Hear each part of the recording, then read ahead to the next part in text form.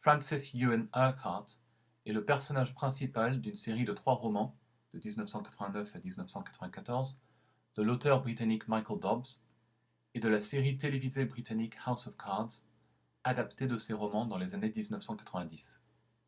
Il est incarné par l'acteur Ian Richardson. La réplique célèbre du personnage You might think that. I couldn't possibly comment. est entrée dans le langage courant en politique britannique. Section 1. Biographie fictive.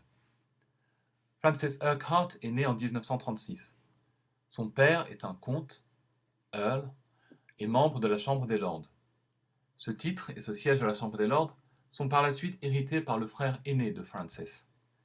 Il est éduqué au Fettes College, école privée à Édimbourg. Il effectue son service militaire à Chypre, qui est alors une colonie britannique. Pendant près de 3 ans, il y traque des terroristes du mouvement EOKA et conduit des interrogatoires à la rencontre.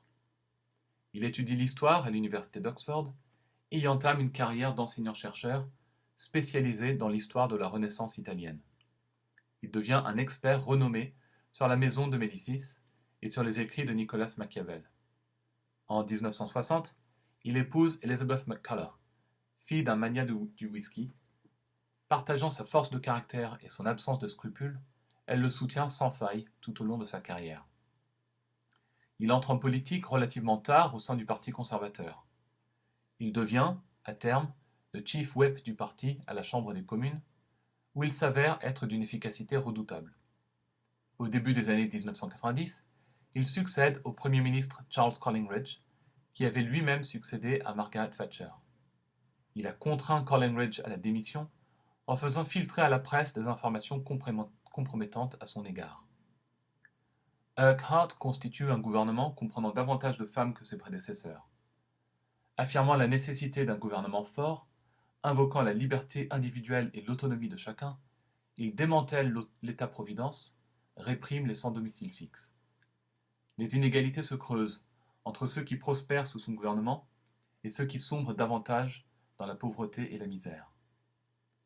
Il maintient son pouvoir en assassinant lui-même ou en faisant assassiner ceux qui découvrent des informations pouvant le compromettre.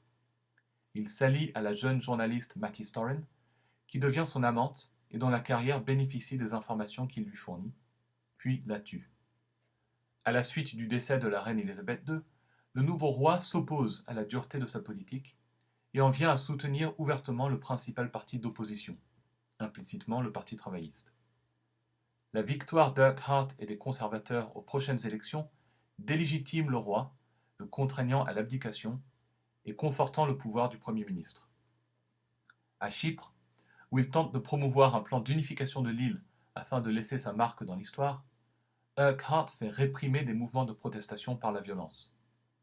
Lorsque les troupes britanniques y tuent des enfants, le Parti conservateur se retourne contre son dirigeant. Ses opposants découvrent certains des meurtres qu'il a commis ou fait commettre.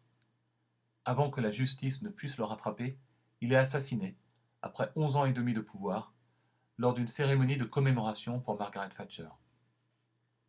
Section 2, suite. Le personnage est réimaginé pour le remake américain de la série britannique en 2013, devenant Frank Underwood. Le New Republic note toutefois des différences entre les personnages. Là où Urquhart faisait preuve d'un humour subtil et donnait l'impression de s'amuser à sa tâche, Underwood démontre, citation, une ambition mécanique et dénuée d'émotion, fin de citation, ainsi que de toute, citation, prise de distance ironique, fin de citation, avec le monde qu'il habite. Il incarne néanmoins la même amoralité sans remords dans sa détermination à conquérir le pouvoir. Fin de l'article.